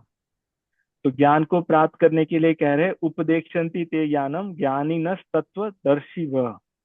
जो ज्ञानी है, जिसके पास ये तत्व ज्ञान है, उसके पास जब जाएंगे और 3 वस्तु करेंगे। क्या करेंगे? प्रणिपात, परिप्रश्न और सेवा। ये करने से वो ज्ञान देंगे। और जब ज्ञान देंगे तो हमारे पास श्रद्धा है, वो बर्तन है, वो पात्र है। उस श्रद्धा रूपी पात्र में वो ज्ञान आएगा, और फिर हम उसको ग्रहण कर पाएंगे, उसमें टिकेगा। तो यहाँ पे प्रणिपात क्या हुआ? प्रणिपात का अर्थ है कि हमारा जो, प्रणिपात का एक अर्थ होता है कि दंडवत प्रणाम, साष्टांग दंडवत प्रणाम करना, है ना। एक सीधा अर्थ है प्रणिपात। दूसरा प्रणिपात का अंदर का जो अर्थ है, हमारे अहंकार को थोड़े समय के लिए बाजू में रख देना, है ना। उस भाव से जाना कि हमें कुछ नहीं आता, हम पूरे ब्लैंक है, हमारी जो स्लेट है पूरी ब्लैंक है, हमारा बोर्ड पूरा खाली है। वो हुआ प्रणिपात। परिप्रश्न, उन्होंने कुछ बताया, उस पे प्रश्न लाना, जिज्ञासा, क्यूरियोसिटी, कि इसमें हम हमें कुछ और प्रकार से इसको समझाइए, ये हमें समझ में नहीं आ रहा। और उसी विषय पे प्रश्न करना। प्रश्न किया, उन्होंने कुछ उत्तर दिया, उस पे हम और दूसरा प्रश्न पूछ रहे हैं। जब तक हमें क्लैरिटी नहीं आ रही तब तक वो प्रश्न हम पूछ रहे हैं। तो ये हुआ परिप्रश्न, ना? ठीक है, अभी हम सुप्रिया जी का प्रश्न ले लेते हैं जी। हाँ, मैं थोड़ा लेट हो गई। आज थोड़ा बहुत लेट सोई मैंने अलार्म बना था, पर स्टिल वो थोड़ा लेट हो गया, तो इसलिए मैं ज्वाइन कम कर पाई। सो थैंक यू, पहले तो आपने समरी दे दी है और मैं वीडियो देखती हूँ। मेरा प्रश्न ये है, जैसे आपने कहा ना कि बचपन में बच्चे बहुत जल्दी चीजें सीखते थे, तो मैं ये सोचती रहती हूँ कि बच्चों को कब इंट्रोड्यूस करना चाहिए भगवान से, लाइक, है ना। तो इससे तो ये अर्थ आता है कि बच्चों को अगर बचपन में ही बताओ उनके कि भगवान होते हैं, तो वो ज्यादा अच्छा है। पर जैसे कि मैं अपनी अपब्रिंगिंग देखूं तो मेरे घर में हमेशा पूजा होती थी, सब चीजें होती थी, फिर भी आई मीन वो बताते ही थे कि भगवान होते हैं, पर मैं कोई वैसा विश्वास नहीं करती थी। फिर एक टाइम पे मैं बस वो हो गई, उस वाले फेज में आ गई थी, वो इंटेलेक्चुअल्स वाले जो होते हैं कि हाँ ठीक है, भगवान तो दिल में होते हैं, हर जगह होते हैं, क्या मंदिर जाना, ये सारी चीजें। फिर मेरी खुद से क्यूरियोसिटी बढ़ी और मैंने खुद से जानने की कोशिश करी, और आज मैं इस स्टेज पे हूँ कि जहाँ पे मैं, मुझे अटल विश्वास है कि हाँ भगवान होते हैं, और मेरे घर वाले चाहे जो मर्जी कहे, मैं इस बात पे हूँ। है ना। तो आप क्या कहेंगे कि बच्चों को कब इंट्रोड्यूस करना चाहिए, किस हिसाब से इंट्रोड्यूस करना चाहिए, ताकि हो सकता है कि जितने साल मुझे लगे उनके लिए वो थोड़ा सा आसान हो जाए और थोड़ा पहले हो जाए। जी। तो जो प्रश्न है आपका बहुत अच्छा प्रश्न है, बच्चों को भगवान के बारे में और या तो अध्यात्म के बारे में कब परिचय देना चाहिए। इसमें देखिए, प्रहलाद जी, उनकी माता का नाम है कयाधु, उनके पिता का नाम है हिरण्यकश्यपु। हिरण्यकश्यपु जब तप करने गया, तब देवताओं ने आक्रमण कर दिया उनके नगर पे। और तब इंद्र जो है कयाधु को लेके जाते हैं और कहते हैं कि उनके पेट में जो बच्चा है उनका भी मैं वध कर दूंगा, क्योंकि उस समय पे प्रहलाद जी का जन्म नहीं हुआ था, वो कयाधु के पेट में थे। उस समय पे नारद जी आते हैं और इंद्र से कयाधु को बचा के अपने आश्रम में ले जाते हैं। नारद जी को पता होता है कि इनके पेट में कोई जीव है ना। और फिर वो क्या करते हैं, आश्रम में रख के उनका गर्भ संस्कार होता है। गर्भ संस्कार कोई विधि नहीं, गर्भ में अंदर जो जीव है उनको संस्कार देना, वो है हुआ गर्भ संस्कार। तो संस्कार में क्या देते हैं, यही ज्ञान देते हैं। तो वहां पे उनको कब इंट्रोड्यूस करवाया भगवान के बारे में, जब उनका जन्म भी नहीं हुआ था, जब वो बाहर भी नहीं आए थे गर्भ से ही। जब वो बाहर आ गए प्रहलाद जी, उसके बाद उस कथा में कभी वो नारद जी से नहीं मिले, कभी वो कोई संत से नहीं मिले, कभी कोई गुरु से नहीं मिले। पर प्रहलाद जी का जो भाव था, वो केवल 5 वर्ष के है। 5 वर्ष के बालक पे हिरण्यकश्यपु ने न जाने कितने अत्याचार किए। उनका विश्वास इतना भी नहीं डिगा कि मुझे पर्वत से गिराया गया, मुझे सर्पों के बीच में छोड़ दिया गया, मुझे हाथी के नीचे कुचलने का प्रयास किया गया, भगवान कहाँ है ना। सब में ये देख रहे हैं कि ये भगवान ही हाथी बन के आए हैं, तो हाथी ने उनका कुछ नहीं बिगाड़ा। ये शेर ही भगवान बन के आए हैं, तो शेर ने उनका कुछ नहीं बिगाड़ा। तो वो 5 वर्ष के बालक हैं, उनमें भगवान के प्रति इतना अटल विश्वास कैसे आया, क्योंकि हिरण्यकश्यपु के राज्य में कोई ऐसा नहीं था जो इस शिक्षा दे सके, क्योंकि किसी की हिम्मत ही नहीं थी। तो उनको जो गर्भ में जो संस्कार मिल गए, जो शिक्षा मिल गई, उससे उनका जो डेवलपमेंट जो हुआ है ना, इतना विश्वास था कि खंबे में से भगवान प्रकट हो गए। तो सही अवस्था कौन सी है, गर्भ से। इसलिए हमारे संस्कृति में गर्भ संस्कार का बहुत महत्व था, अभी भी कुछ जगह पे है। अभी केवल गर्भ संस्कार वही नहीं कि एक विधि कर दी, एक पूजा कर दी और फिर हो गया। गर्भ संस्कार गर्भ में जीव आता है उसके पहले आरंभ होता है।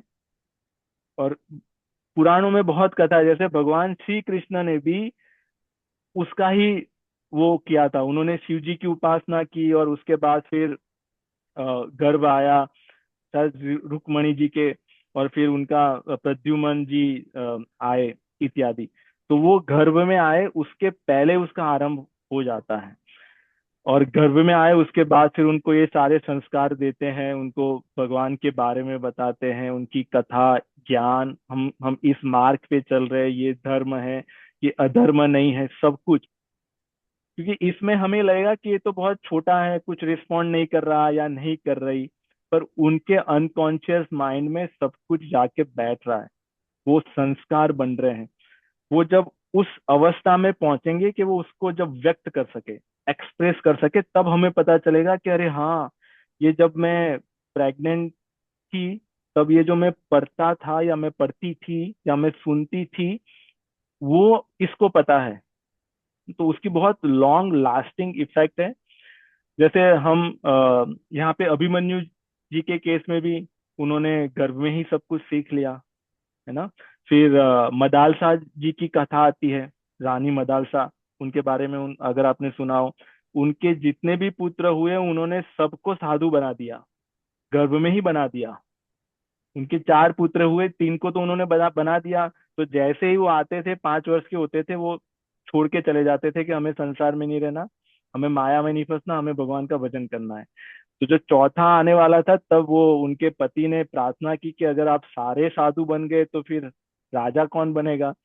तो बोले इनको छोड़ दीजिए, आप इनको आप ऐसी शिक्षा मत दीजिए कि ये साधु बन जाए। तो उनकी प्रार्थना रख के उन्होंने ऐसे संस्कार दिए कि वो तुरंत नहीं बने, पर जब वो बड़े हुए और फिर उनको एक चिट्ठी दी दी गई थी कि जब तुम्हारे, और एक रिंग में दी थी उनको, तुम्हारे जीवन में इतना घोर संकट आ जाए तब इसको खोल के आप देख लेना। तो जब उनके जीवन में ऐसा संकट आया, जब खोल के देखा, तो वो पुराने संस्कार सारे एक्टिवेट हो गए, है ना। तो ये एज अ डिजाइन है, आप हम जैसे चाहे ऐसे हमारी आने वाली जनरेशन को या इस जनरेशन को जो अभी छोटी है, उनको जैसे चाहे वैसे मोड़ सकते हैं, है ना। तो हाँ, और तो फिर अगर बच्चे जितने छोटे हैं अभी, जैसे हमारे बच्चे अगर 2 वर्ष, 3 वर्ष, 4 वर्ष, 5 वर्ष, अभी से ही उनको इंट्रोड्यूस करवा देना चाहिए। है? क्योंकि अच्छी चीजों को आरंभ करने के लिए वो कहते हैं मुहूर्त नहीं देखते, है ना, कभी भी आरंभ कर सकते हैं। और हमने हमारे सत्संग में देखा है, और आपने भी अगर कल आए तो कुछ बच्चे ऐसे हैं जो गर्भ से ही संस्कार सत्संग सुन रहे हैं, वो भी वैसे बच्चे हैं। और कुछ बच्चे ऐसे जो 1 वर्ष पहले जुड़े थे, तो दोनों में वो परिवर्तन आया। पर बच्चे जब छोटे होते तो बहुत सरल होता है, उनको हम जैसा चाहे वैसे मोड़ सकते हैं। तो अभी से उनसे बातें करनी चाहिए। अभी तो वन वे होगा, उनको बताना चाहिए कि देखो आपके जीवन का उद्देश्य ये नहीं है, आपके जीवन का उद्देश्य ये होना चाहिए ना। एटलीस्ट हम उनके मन में प्रश्न तो डालें कि आप सोचिए जीवन का उद्देश्य क्या है। आप सोचिए आपने हमारे यहाँ पे ही क्यों आए आप, कहीं और भी जा सकते थे, किसी और धर्म में भी जा सकते थे। इतने सारे संप्रदाय, इतने सारे धर्म, इतने सारे देश हैं, कहीं और भी जा सकते थे, किसी और प्लेनेट में भी जा सकते थे, किसी और यूनिक ब्रह्मांड में भी जा सकते थे। यहाँ पे ही क्यों आए, है ना, आपको क्या करना है, इत्यादि इत्यादि। तो उससे फिर जैसे वो उस अवस्था में पहुंचेंगे वो बहुत ही स्पष्ट रहेंगे, वो बहुत ही क्लियर रहेंगे। हमारा जो जो भी थोड़ा बहुत भटकन हुआ, है ना, भटक भटक के दूसरी गलियों में से जा जाके आज यहाँ पे पहुंचे हैं, वो सीधा उनका आरंभ ही यहाँ से होगा। तो वो हमसे बहुत आगे जाएंगे, आ, है ना। तो वैसे करना चाहिए। और यही जनरेशन है जो इस हमारे धर्म को आगे ले जाएंगी। यही हमारी धरोहर है, यही सनातन को बचाए रखेंगी वास्तविक रूप से।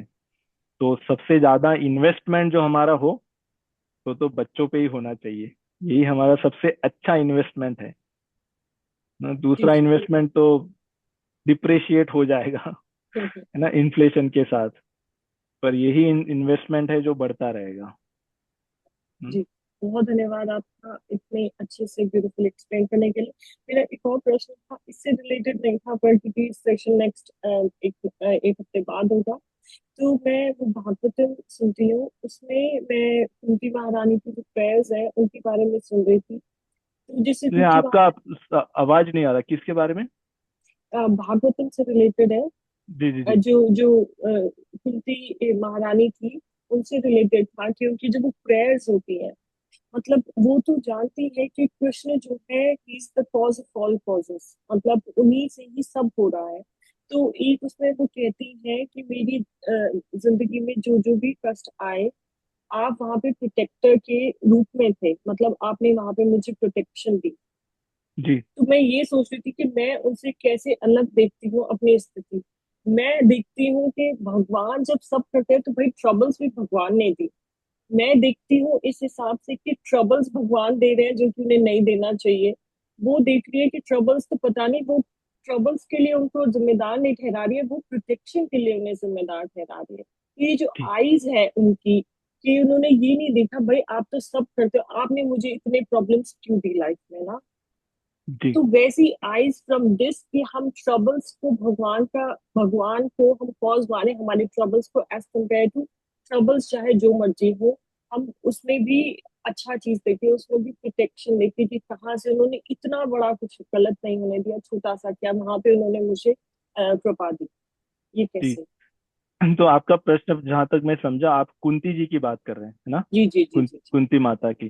तो कुंती माता जब भगवान हस्तिनापुर से जब युद्ध हो जाता है, सब कुछ हो जाता है और वो राजा बन जाते हैं युधिष्ठिर जी, उसके बाद जब जा रहे होते हैं द्वारिका, तब कुंती क्या? माता उनको उनको कहती हैं कि हमें आपसे ये वरदान चाहिए कि हमारे जीवन में कष्ट आता ही रहे, हम्म, ना, विपदा आती ही रही, दुख आता ही रहे। क्यों? क्योंकि जब जब हमारे जीवन में दुख आया, ट्रबल्स आई, तब हमने आपको हमारी ओर आते हुए देखा। और जब हमने हमारे जीवन में सुख पाया, तब आप हमसे पीठ करके जा रहे हैं, क्योंकि अभी द्वारिका जा रहे हैं, है ना। तो वो उनका भाव था। तो अगर हमारे जीवन में दुख रहेगा, तो आप हमेशा हमारे सामने आते रहेंगे। तो अभी इस प्रसंग में बहुत सारे प्रश्न, जैसे आपने सोचे, पूछे, ऐसे प्रश्न ये हो सकते हैं कि पहले तो, क्या भगवान की इच्छा से हमारे जीवन में दुख आता है? एक तो ये, है ना। अगर भगवान की इच्छा से दुख आता है, तो ये कैसे भगवान के दुख देते हैं, ये इतनी ट्रबल्स देते हैं, इतनी पीड़ा देते हैं। इसमें एक ये भाव है। और अगर हम कर्म के हिसाब से देखें, हमारे जीवन में जितनी भी परेशानियां, कष्ट, दुख आते हैं, वो हमारे कर्मों के कारण आ रहे हैं ना। हमने जो पहले बोया है, कर्म के रूप में आज उग रहा है, और वही हमारे सामने व्यक्तियों के रूप में आते हैं। क्योंकि हमारे जीवन में दुख कौन लेके आता है? कोई व्यक्ति ही लेके आएगा। मैनेजर लेके आया, उसने ले ऑफ कर दिया। हमारा बेटा या बेटी हमारा मान नहीं रहे, उसके कारण जीवन में दुख आ रहा है। उसने ऐसा कुछ कर दिया, उसके कारण सारे लोग परेशानी में आ गए। या फिर पति पत्नी का कुछ होगा। तो जीवन में जो दुख आ रहे हैं, वो लोग लेके आ रहे हैं, या तो वस्तुएं लेके आ रही है, या तो हमारी सिचुएशन, परिस्थिति लेके आ रही है ना। तो ये सारे माध्यम है। पर उसका जो बीज है, वो हमने जो बोया था, उसके कारण आया। तो जो साधक होते हैं, जो इस मार्ग पे चलते हैं, वो ये देखते हैं, भगवान नहीं दुख दे रहे हैं, वो हमारे कर्मों के कारण हमें दुख मिल रहा है ना। पर भगवान इतने कृपालु है कि इस दुख को मैं सह लूं, अच्छे से सह पाऊं, या इस दुख का निराकरण हो जाए। इसलिए भगवान ने कृपा करके हमें शास्त्र दिए, सत्संग दिया, उनका नाम के बारे में हमें पता चला। क्योंकि यही सारी चीजों से हम अपने दुख का समाधान कर पाते हैं। सोचिए, है ना। जैसे ऑपरेशन थिएटर में जो ऑपरेशन करते हैं डॉक्टर, और बाहर आके क्या कहते हैं कि हमने सब कुछ कर लिया, अभी भगवान के हाथ में है ना। तो उसका अर्थ क्या हुआ? वो ऑपरेशन जिस रोग के कारण हुआ था, क्या वो रोग भगवान ने भेजा था? नहीं। रोग तो उस व्यक्ति की जो लाइफस्टाइल रही होगी, उसके कारण आया। उसका जो पूर्व का कर्म रहा होगा, उसके कारण उसको रोग मिला है। पर अभी इसमें से बचने के लिए वो कह रहे हैं कि भगवान से प्रार्थना करो, क्योंकि भगवान ही वो शक्ति हमें देंगे। वो सत्संग के रूप में दे, भगवत गीता का स्वाध्याय करने के बाद हमें मिले, भगवान का नाम जप करने के बाद मिले, कीर्तन करने के बाद मिले, या भगवान का दर्शन, उनके मूर्ति विग्रह का दर्शन करने के बाद मिले। तो भगवान इस दुख में से निकालने के लिए हमारी व्यवस्था की है। तो ये भगवान की कृपा है। अभी यहाँ पे दुख क्यों मांगते हैं, है ना। दुख क्यों मांग रहे हैं? क्योंकि दुख मांगने की आवश्यकता नहीं है, वो तो मिल ही रहा है सबको, है ना। ऐसा थोड़ी ना, हम तो नहीं मांग रहे। जैसे कुंती जी ने तो मांगा, हमने थोड़ी ना मांगा है। तो हम में से किसी ने मांगा था क्या दुख? पर तो भी क्या दुख नहीं है जीवन में? है। वो तो बिना मांगे आ रहा है। तभी भी दुख क्यों मांग रहे हैं? क्योंकि जब दुख पड़ता है, तब भगवान की याद आती है, इसलिए दुख मांग रहे हैं।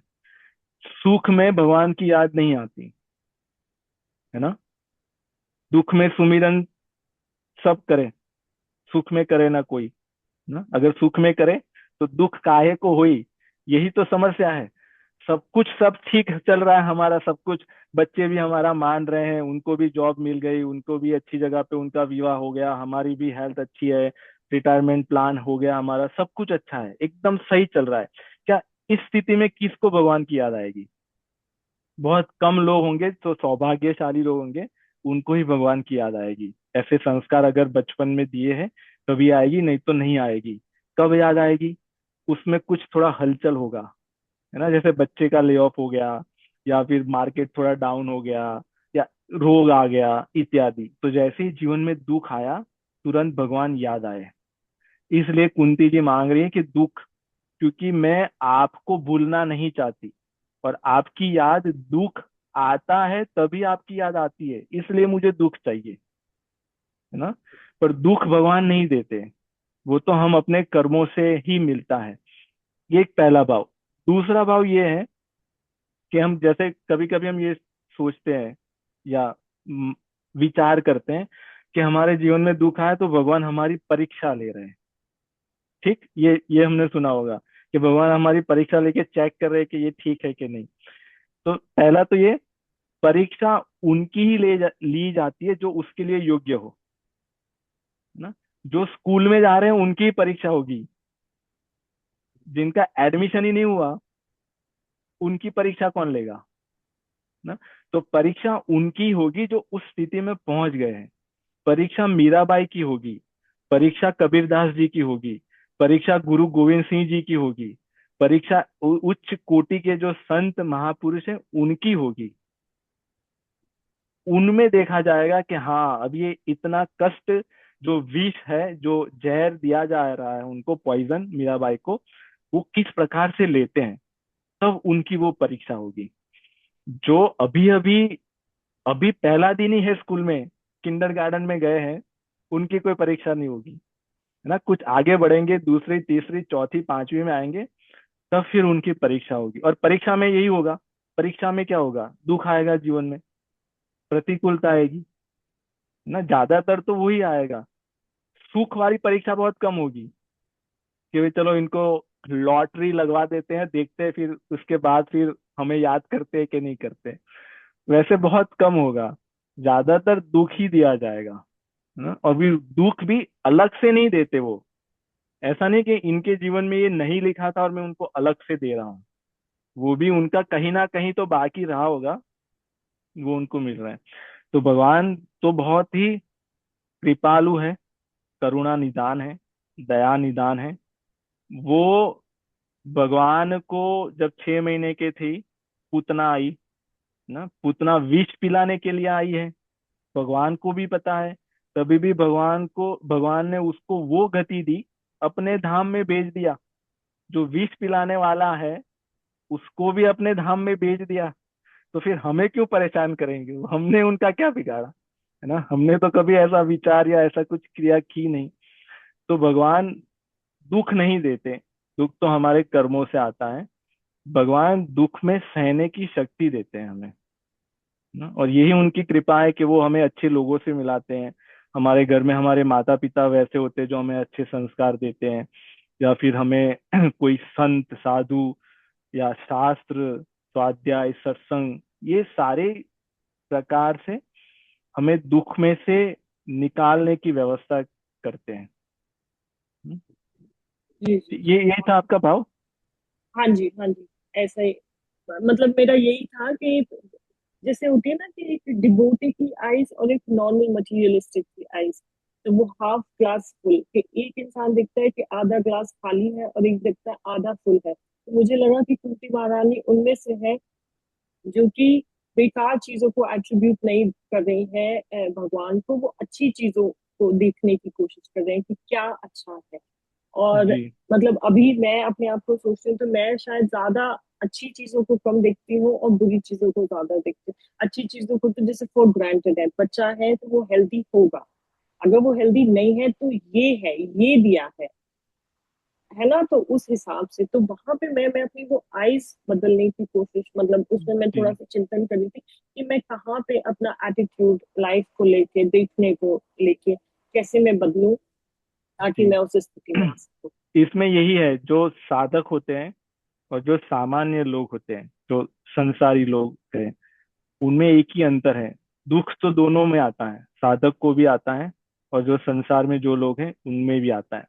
पर जब संसार के जो मटेरियलिस्टिक में लगे हुए लोग हैं, उनके जीवन में जब दुख आता है तो वो दुख के लिए किसी और को ब्लेम करते हैं, है ना। अपने माता पिता को ब्लेम करेंगे, अगर इन्होंने आज हम मुझे डॉक्टर बनाया होता तो मेरा ले ऑफ नहीं होता, एज एन एग्जाम्पल, है ना। अपने भाई बहन को ब्लेम करेंगे कि सारे पैसे उनके एजुकेशन में खर्च कर दिए, मैं छोटा था तो मुझे नहीं पढ़ाया, एटसेट्रा। अपने पार्टनर को दोष देंगे, मैनेजर को दोष देंगे, गवर्नमेंट को दोष देंगे, इत्यादि इत्यादि। आप सोच, कितने दोष देने के लिए हमारे पास कितने लोग हैं, ब्लेम करने के लिए बहुत सारे लोग हैं। तो ये संसार में जो लोग हैं वो इसमें लगे रहते हैं। पर जो साधक होता है वो किसी और को दोष नहीं देता।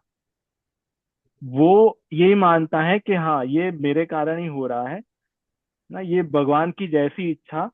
वो किसी और को दोष नहीं देता। जैसे मीराबाई जी ने भी, कुंती माता ने भी दुर्योधन को कभी दोष नहीं दिया कि ये धृतराष्ट्र को भी दोष नहीं दिया, वो उसी के कारण हो रहा है। पर कभी कुंती माता ने ऐसा नहीं कहा कि इनके कारण हो रहा है।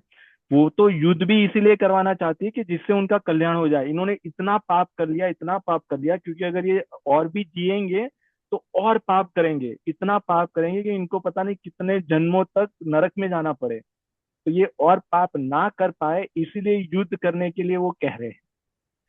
तो जो साधक संत साधु होते हैं वो किसी और पे दोषारोपण नहीं करते, वो किसी और की गलती नहीं निकालते, वो किसी और को ब्लेम नहीं करते, है ना। वो उसमें ये देखते हैं कि ये मेरे कारण ही हो रहा है, मैंने कुछ ऐसा कर्म किया होगा, मुझे उनको कुछ चुकता करना है जो बाकी रह गया है ना, इसलिए वो मेरा पैसा वापस नहीं दे रहे हैं, एज एन एग्जाम्पल।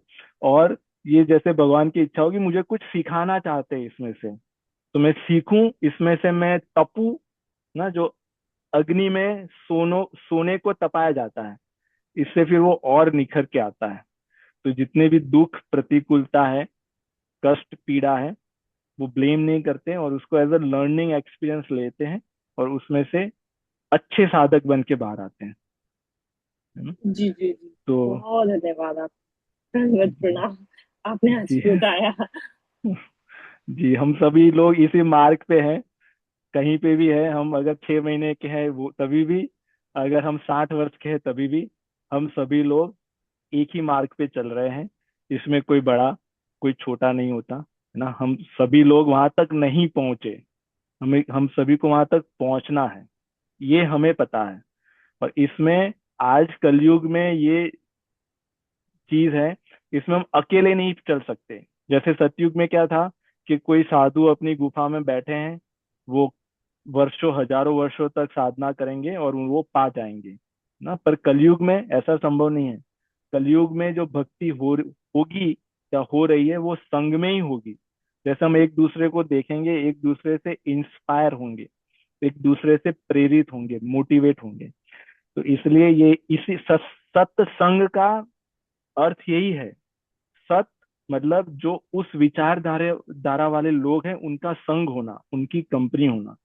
तभी हम, क्योंकि सभी का डेस्टिनेशन एक ही है, उद्देश्य सभी एक ही है, सभी लोग एक मार्ग मार्ग पे। हो सकता है कुछ लोग थोड़ा आगे हैं, कुछ लोग थोड़ा पीछे हैं, पर है तो आगे पीछे ना। तो अगर एक दूसरे का हाथ पकड़ के चलते रहेंगे, जैसे संघ जाता था पहले, दिल्ली से निकल के वृंदावन जा रहा है या अयोध्या जा रहा है, तो सब एक मार्ग पे चल रहे हैं और फिर वो पहुंच जाते थे।